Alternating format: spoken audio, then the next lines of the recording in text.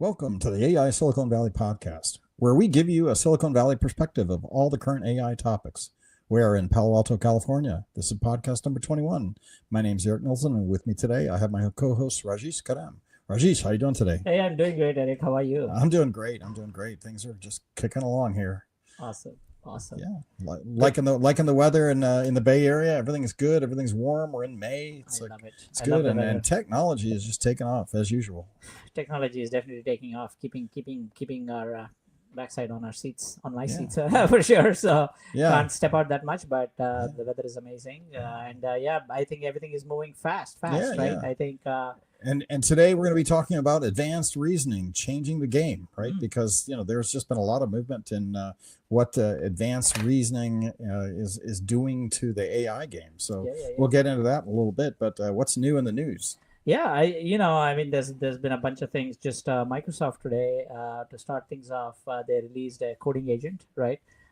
Something within the GitHub environment. So I guess within the GitHub Copilot sort of environment. So that's one, and that follows closely on the heels of OpenAI's announcement from 2 days ago, I guess, which is a Yeah, Codex, which is like a software engineer, I guess. So we don't know what is the level of competency. I haven't tried it, but clearly there's a lot of buzz so around it, so that's good, and that comes close actually on the heels of their acquisition of Windsurf, right? Codium, right. That's right. a Right. couple of weeks ago or just last week Yeah, they we announced talked it. about So that last podcast, right? yeah, yeah, Like yeah, how they acquired exactly. that and picked up.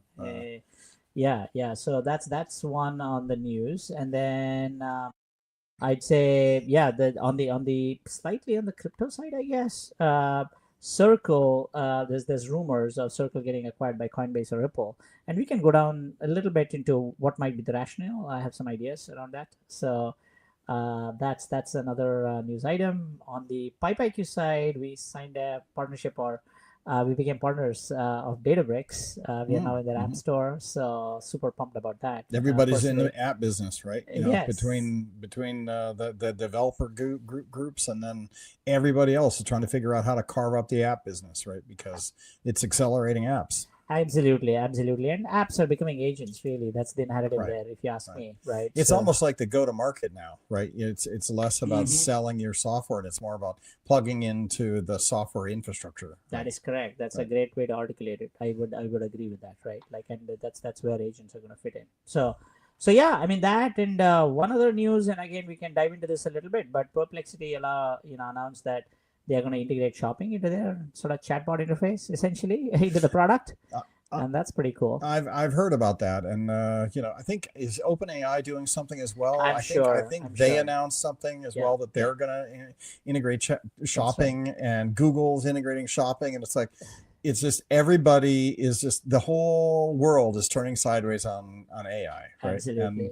it's because you go to your AI now, like Uh, all the time. At least most of my friends do, right? chat interfaces, I Yeah, think, are right. the future. Honestly, if you ask me. Yeah, yeah, and just the answer. I did one yesterday. We wanted to know the origins of the Indian summer because you Mhm, get nice weather, a week of nice mhm. weather, and like where does that come from, and Right, how like what's the answer to that? Or how do right, you know, right? You just go talk to an AI. They right. give you like a whole reasoning of Oh my why god. this happened. And I filed an IT ticket, that to be able to open up ports for StreamYard, right? Because StreamYard we use for podcasting sometimes, and like our Mm-hmm. firewall, semantic firewall blocks that.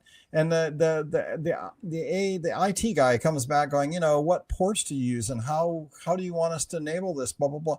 And I just went to ChatGPT and I just said, hey, I'm having trouble with it. My IT person is asking me, what I need to do to. Oh, and it gave me two answers, right? And I just copied both answers, put them in the ticket, and said, here. This is what the AI Absolutely. says you guys need to do, right? And he replied back, "Oh, great, thanks. Yeah, That's it. Yeah. yeah, I'm filing a ticket to change the firewall rule based on XYZ, right?" And it's like, yeah, you just now everywhere I go, It's right, it's phenomenal. It's phenomenal. I right, mean, an example from my side just today is I was discussing with the team around how to enable sort of long-term memory personalization, right? Like for every user who comes into a platform, how right, do you make it personalized, right? So right, that and sure, retain understanding of what that person wants. So I mean, we went to ChatGPT and we had some options in mind already, right? mm-hmm. Knowledge graphs and how do you bolt on knowledge graphs to memory and so on and so forth. and it really is able to reason with you, understand your context, right? It's of course able to go into my G Drive and so on, right? I have it hooked up, and kind of really understands, right? Like, and the options it came back with were pretty good, right? And it's able to do the pros and cons on each. So I think reasoning models clearly are here to stay. Not just stay, but like will become more and more prominent.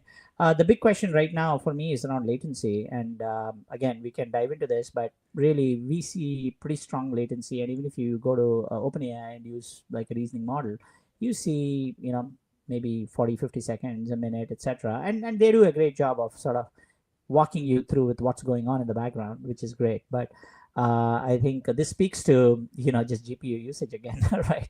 So speaks to a bull case for NVIDIA in some ways. Right. Well, and when you start talking about reasoning, it does open up the where are we with regard to how mature is AI, right? Like how are we just seeing the iceberg, the tip of the iceberg, or are we halfway through, right? Is this gonna flame out in 5 more years? And it's just some of the talks I've been to the last couple of weeks have talked about the fact that because of reasoning, right, we haven't touched even the beginning, right? Yeah.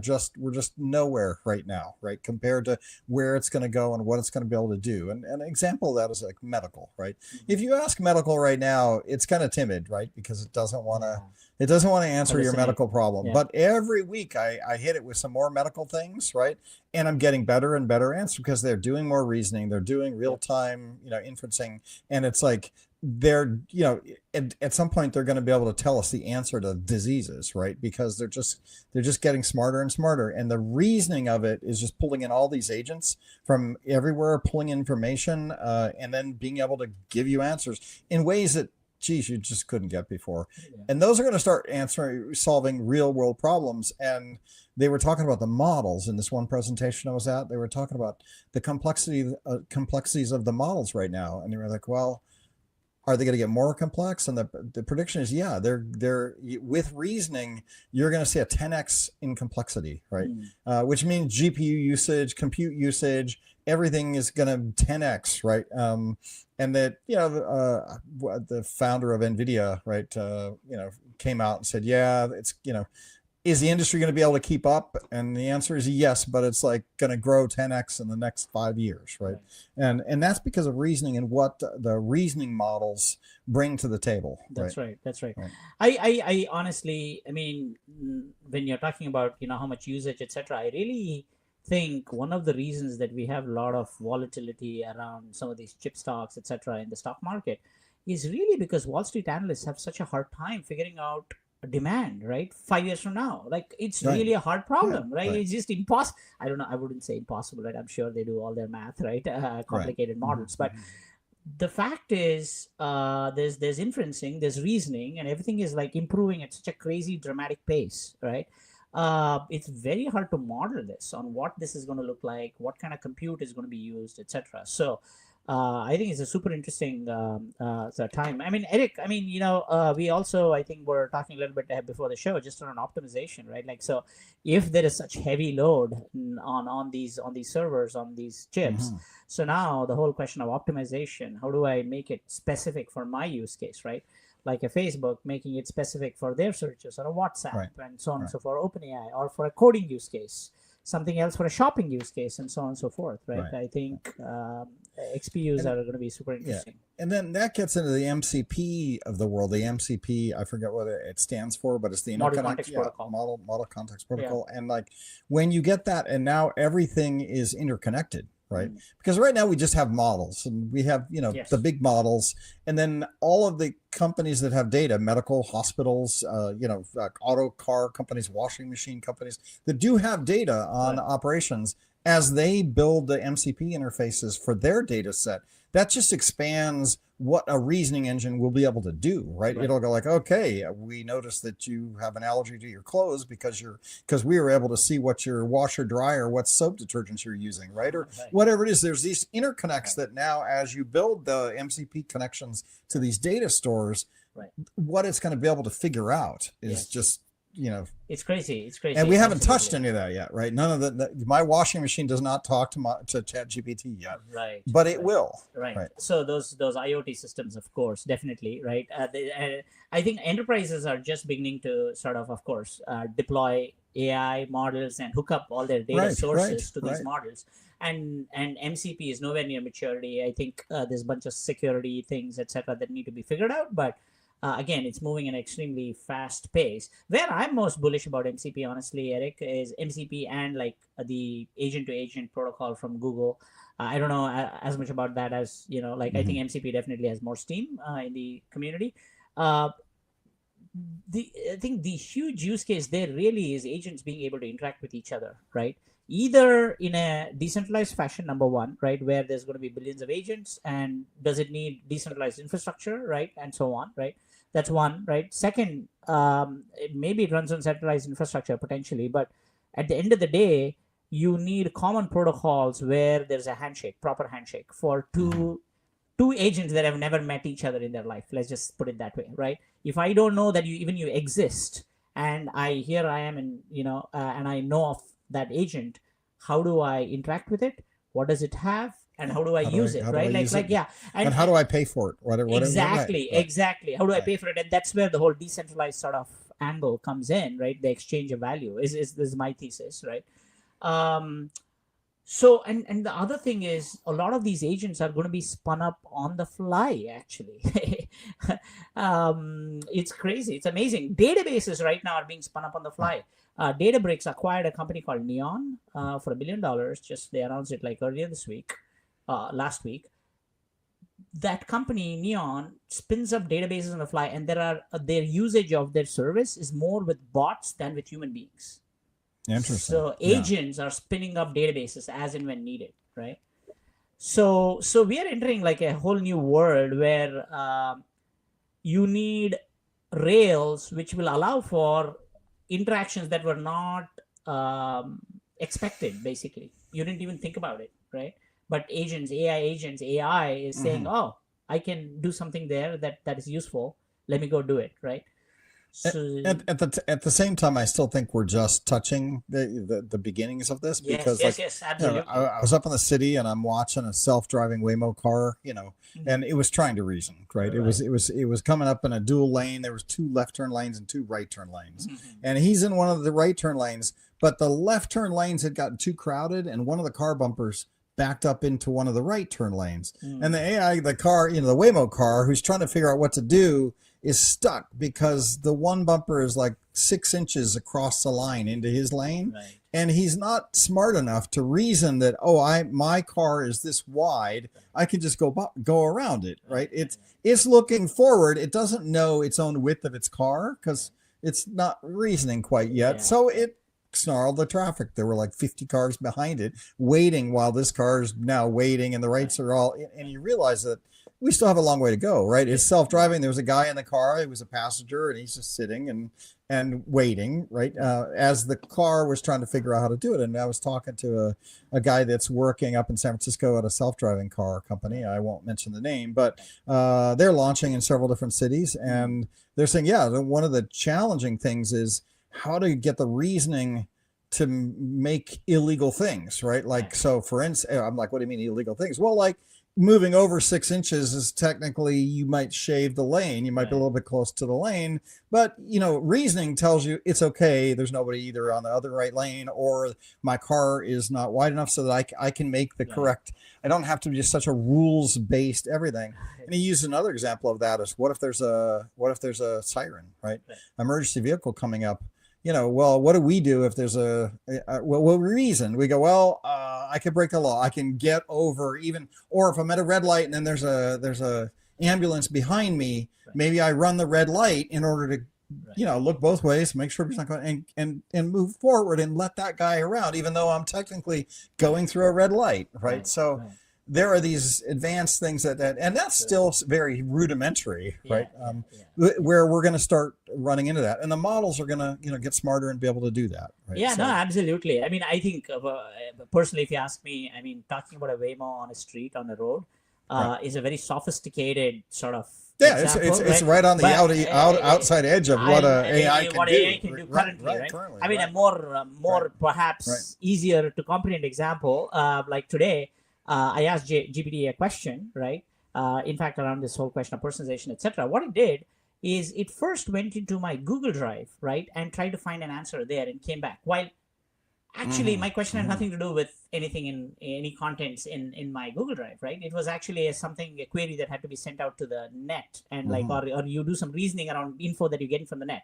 So that's a parallel tool call, which is what we would do and do in our system, and we have difficulties understanding how exactly to do this, right? And which is exactly what OpenAI did. So I was interested to see, right? It's interesting that some of these very sophisticated, I mean, OpenAI is serving 500 million daily active users. Right. Even they, right, like have to deal with some of these things. So, yeah, no, I think there is a long way to go. I mean, if we loop back to your original question around where are we in the cycle, I completely, I am definitely of the opinion that we are still we're at like 2%. Yeah. We're at 2% We are of where scratching it's the going to surface. go. Right. And actually, it's like a little mind-boggling, right? Because OpenAI is at 500 million weekly active users. That's a large number.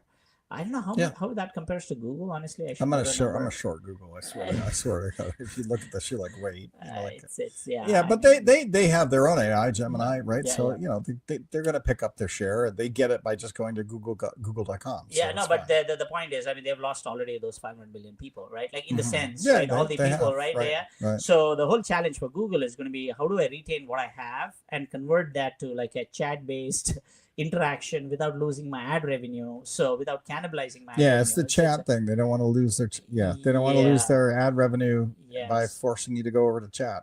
So it's a big one, right, that they have to deal with. And I had, like, in my LinkedIn feed, if you look at my LinkedIn feed, like back, I don't know, 2 years ago, I had sort of pointed this out, that this is the beginning of the end for Google. Like, I mean, that was sort of the that's at least was my thought at that point, and unfortunately it's coming to pass for them, right? We saw, I don't know, their stock tank, I guess 9% on a particular day, right, last week. They're gonna struggle for that. And that gets back to the shopping stuff that we talked about when we first opened the podcast here, which is, if you start adding in commerce into your AI engine, where it's making recommendations, or it's just buying stuff for you, going, hey, I know what you need, I know what you want. Here's your choices. Here's the best price. I'm gonna set up a buy agent. Watch the prices in the real time, and buy it and send it to you. I know you need this in the next 2 weeks, so I'll make sure that happens. Right. And you're like, okay, thanks. You let it do its thing. Right. Absolutely. I think the biggest use case for agents, I mean, shopping, I mean, what you just brought up for me was that stuff running in the background, right? Some of these things, right? So I mean, sticking to shopping, that is totally coming, right? So Perplexity said that they're launching in summer. I think they have integration with PayPal, basically, for all the shopping sort of checkout infrastructure in the back end, and they're going to introduce this in chat in summer. So this is actually a pretty big threat to Google, because OpenAI is going to do it too, right? So there's OpenAI and Perplexity sort of on the heels for Google, so to solve this problem, like Google has to figure out what it wants to do, right? Between the software delivery model changing and now commerce changing, it's just right.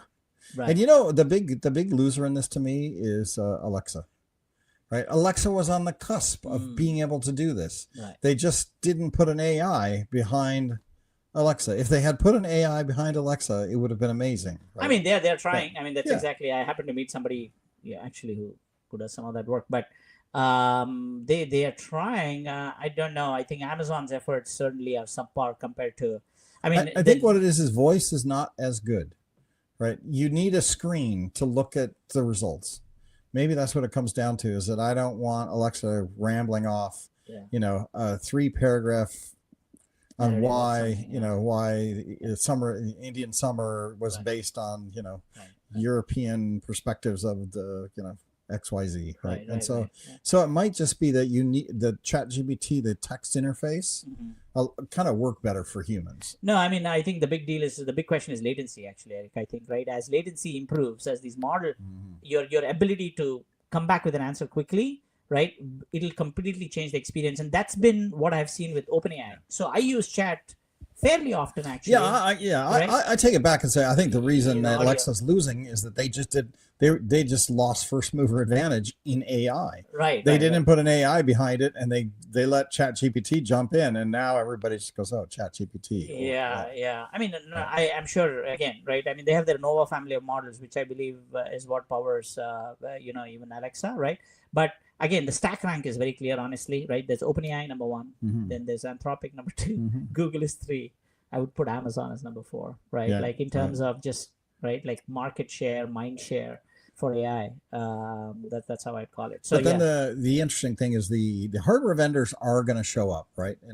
And Amazon is a hardware vendor, right? They do make it's a They do piece make of some hardware, chips, right? they do Yeah, they they make an Alexa. You buy it and put it Oh, in I your see. kitchen, and it's Dell makes compute, right? They're Right, gonna give you a laptop. It's gonna have AI built in, right? Right, So right. we haven't really seen the hardware people start to exert their, like Apple's trying now with the phone, right? With Apple Intelligence, but like they're not gone yet.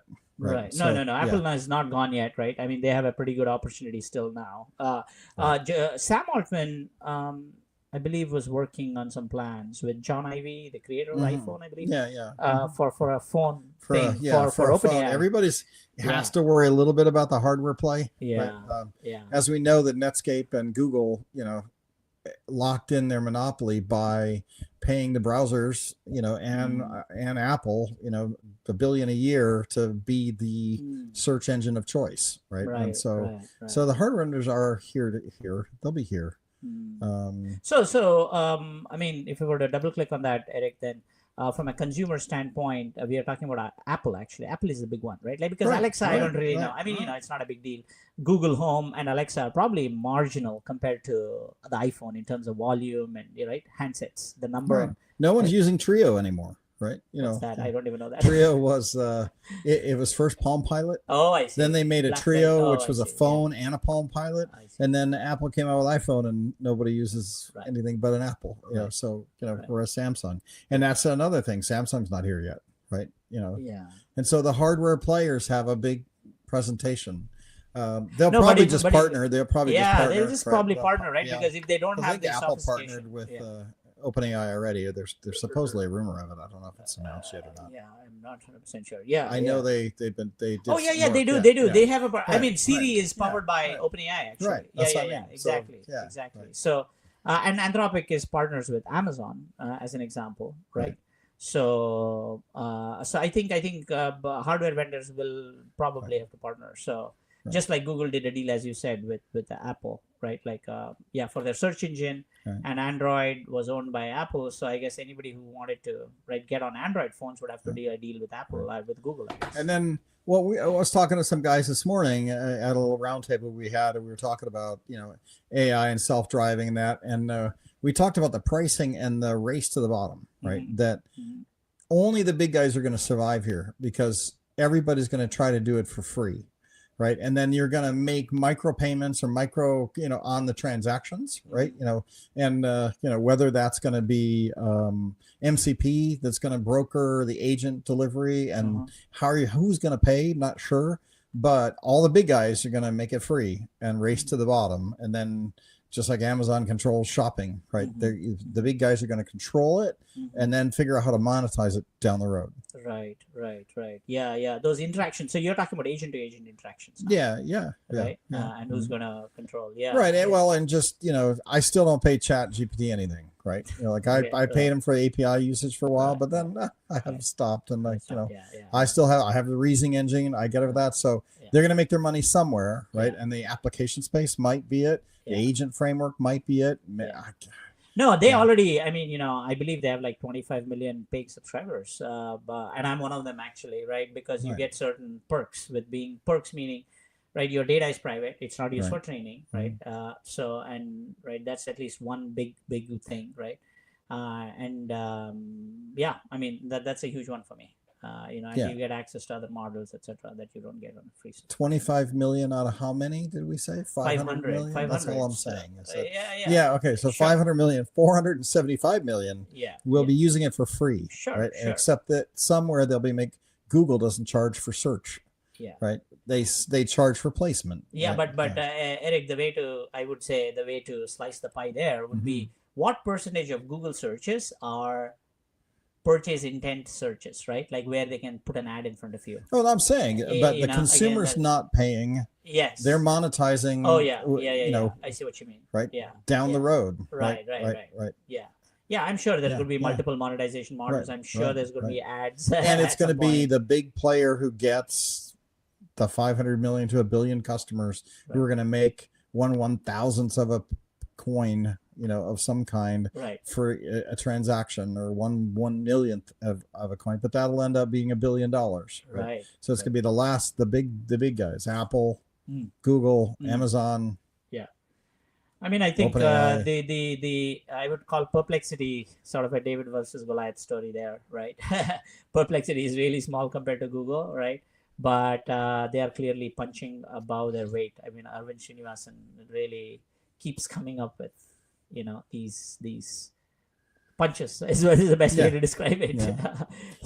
So I think we'll see some. I'd be curious to know what ChatGPT's market share is like. Out of total addressable market, TAM. What percentage of the consumers do they have? My guess would be 80%.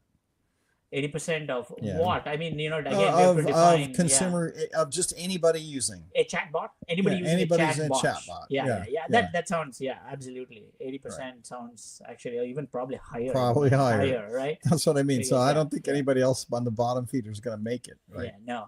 I mean, I think today, if you're starting out doing a foundational model, it's I think just suicide. There's no point, right? You can't do today a foundational model. Well, there's Mira Murati, ex-CTO of OpenAI, and Ilya, right?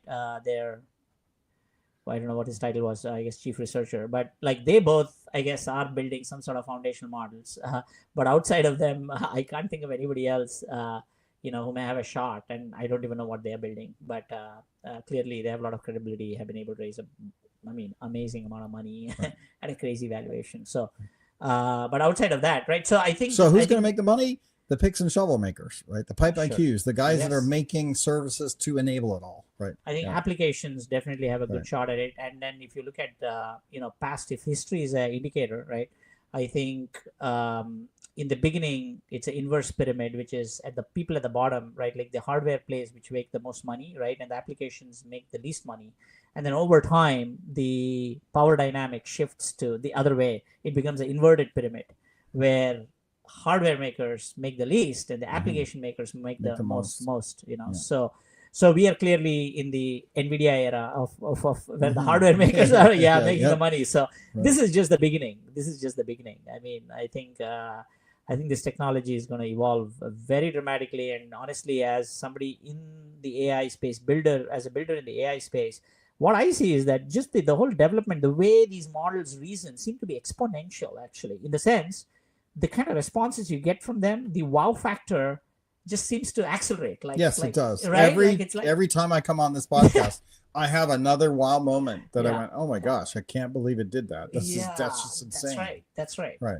And I think the next frontier, honestly, is the thing going to go do things for you, which you never imagined that it's going to finance. Do things for you. Do things for you, right? I think that's where it's going to be. And it's probably not too far. Who knows? 6 months, 9 months, a year, right? So I mean, very fast moving space, a lot of opportunity clearly, but I think you also got to execute correctly. You have to have the right angle, etc. Right? I mean, those are all the usual things that you have to. So the reasoning, it's because the reasoning models there, the data acquisition, the MCP connectors, right? To the other data repositories that are out there, that's all maturing, right? Then agent activities, right? The agent frameworks, and then the apps that use those agents, right? That's right. Apps are almost like wrappers around agents, you could call it, right? Because like an app is nothing but it's almost like a way to go to a consumer, almost, right? Or I don't know, it's like I think of the way I would put it is you're going to a theater and you're watching an orchestra. So the people in the orchestra are all these agents, right? And there's a conductor who's making it all work together nicely. And then the app itself is sort of the ticket you bought to go to the orchestra, the name of the concert, right? Like it's the way to go to the consumer. To get the actor. So that's probably one way of articulating this analogy, right? So you're going to get more and more sophisticated orchestras, right? and people entering and leaving the orchestra at will. So is one way to again think about it, because that's what agents are going to be, and new things springing up. So I think that future is not too far away. And Really. there's really still smart people inventing new things, right? Like, because everybody, the entire mindset, no pun about AI, is jumping into this field, right? To build things, right? Right. You were telling me about the guys at MIT that are building, kind of a way to deal with agent transactions, right? Yes, That yes, might in not- a decentralized fashion. decentralized Yeah. versus centralized. So Yeah. guys at MIT that are way bigger brain than me and you, right, are also moving the needle, right? And we don't even know what they got going next. Correct. Right. Absolutely. I think this is really about code generation, right? I think one of the reasons code gen has been the big thing with big one AI in is- the last 3 years, 2-3 years, right? Is now the precursor actually for the next stage, which is code is going to be generated automatically on the fly. Right. So that is like a very interesting and promising feature. It's it's going to bring some. I think very there might interesting- also be something at play here, which is just another topic. Maybe I'll take you off topic here for a little bit, but how much can humans absorb over a period of time, right? Are we changing so fast that we're just going to get humans burn out on the change, right? It gives you such great information. We were talking about this again a couple days ago. We're talking about is AI making life less fun? Because it used to be we'd have a problem and then we'd have to sit and do some research and talk about it, or pontificate, why is this there, XYZ. But now we're all sitting at the table and who can type it into ChatGPT fast enough to get the answer, right? That's pretty much it now. None of us have any problems that we can discuss at a coffee, right? Because the answers are just in the AI, and you're like, this is actually just going so fast that I'm not sure I like the comfort of having every answer in the universe at my fingertips, right? Well, how much do I want to? Do I want to still drive my car? Maybe I still want to drive my car. Maybe I don't need a self-driving car quite yet. So there's some other folks have made this prediction, not me, but I'm beginning to see it, which is there is going to be in the future, there is going to be value for artisanal labor. Yeah. Right? I put it on my thing. I wrote this email myself. There you go. Right. Right.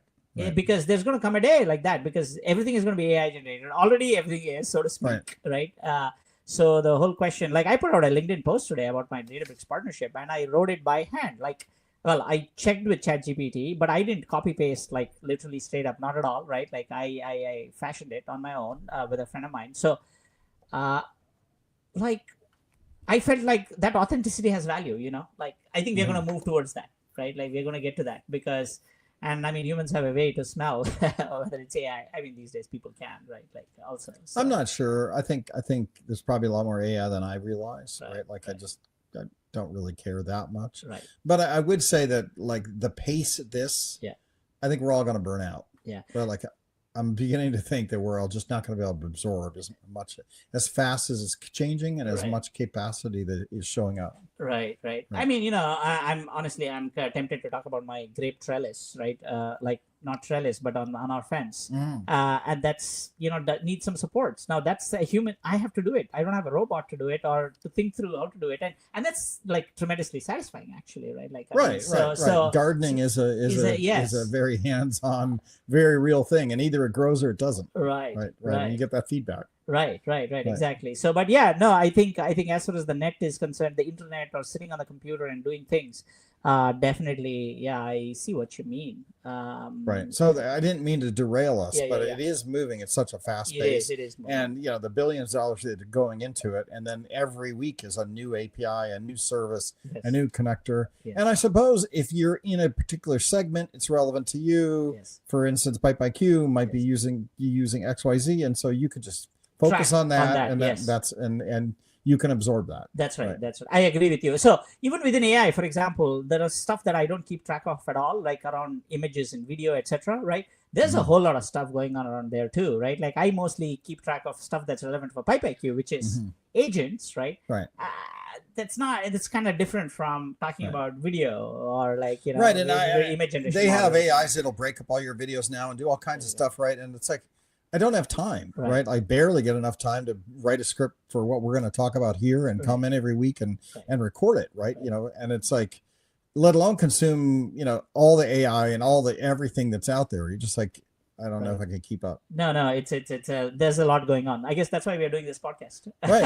Helps us keep, Yeah. you Let know, people have, you know, experience what we're experiencing in the heart of Silicon Valley, right? right, Because right. you're going to talks every day. I'm going to talks every Yeah. day. We're getting exposed to, you know, what's actually happening in the valley, right? No, And I work at a hardware company where we're working on, you know, chips and hardware, and you're working in a sales acceleration, you know, company CEO. So if you're listening to us and you've made it this far, the reason is because we're in the heart of it. yeah, Right? yeah. No, And then we're also burning out. We're experiencing what this is like after being here for a year. right, right. 2 years actually. Yeah. Like, I mean, Mhm. at it, yeah, absolutely. I think it's been an amazing journey as far as Piping is concerned. So, yeah, no, AI is. I feel lucky, actually, blessed in some ways.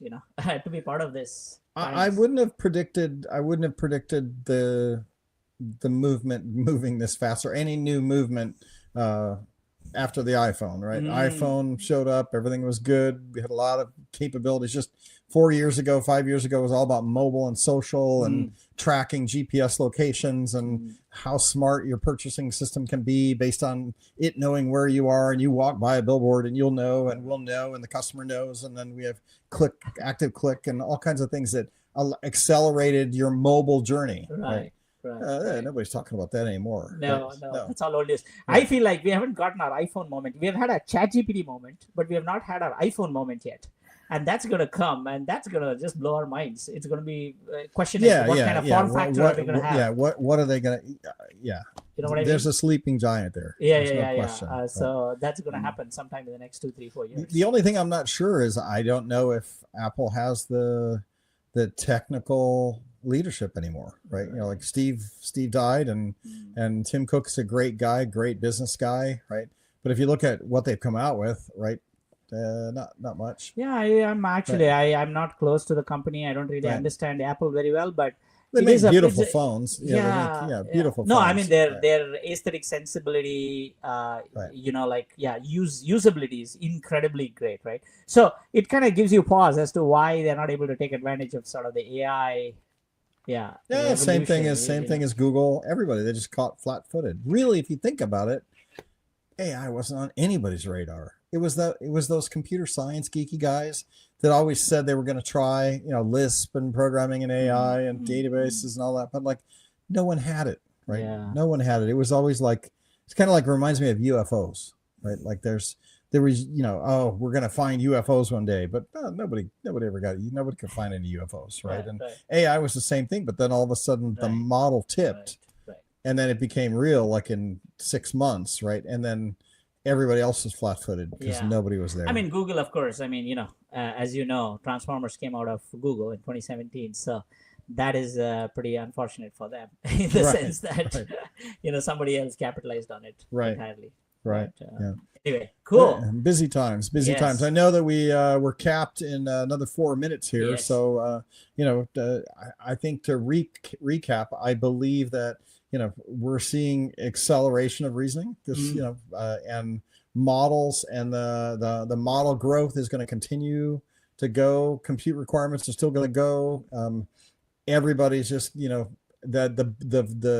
$500 billion to $1 trillion investment. They're predicting that's gonna triple again, right? Like I listened to this week, a talk where they're like, I forget what the name of the Trump initiative was. Stargate. Yeah, Stargate. Right? Oh, are they tripling that? Really? Yeah. Well, not them, but they're saying that that wasn't even close to being enough, right? Like that they're all gonna keep buying. I'm in the hardware business, right? So they're all like, we're just gonna keep buying more hardware, and they're gonna steep, and it's gonna be the race to the finish line of who can capitalize, have the best model, have the best answers, have the best integrations, the best applications, and the whole computer industry is going to change the way software behaves. I agree. I mean, OpenAI, I forgot to mention this in the news, but I heard or read about how OpenAI is actually now pitching to governments, actually worldwide, right?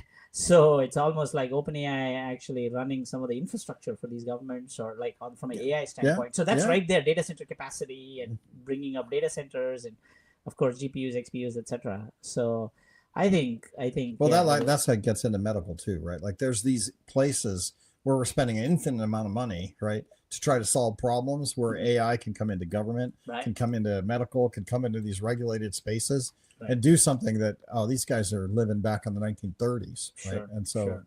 yeah, revolutionary there as well. Right? Absolutely. Cool. All right. Well, it's good to catch up with you.